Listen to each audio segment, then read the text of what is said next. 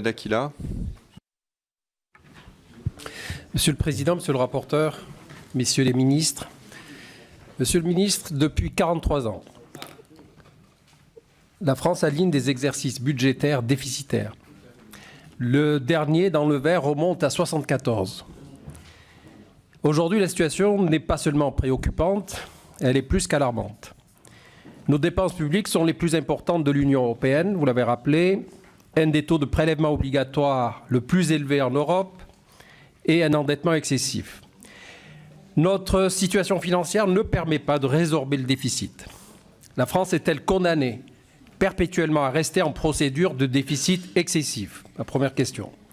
Personnellement, je ne le pense pas, pour peu que les décisions courageuses soient prises. Certaines de celles que vous présentez aujourd'hui sont courageuses. Vous avez parlé d'audace. Supprimer l'ISF est une mesure de bon sens, au moins pour 3 raisons. La première, l'ISF dissuade les investisseurs des placements à risque dans les actions. La deuxième, l'ISF freine le développement des entreprises qui n'ouvrent pas leur capital à des investisseurs extérieurs. Et la troisième, l'ISF encourage la fuite des talents hors de nos frontières. L'ISF, tout le monde le dit depuis très longtemps, est un mauvais impôt qui rapporte peu et coûte très cher à notre pays.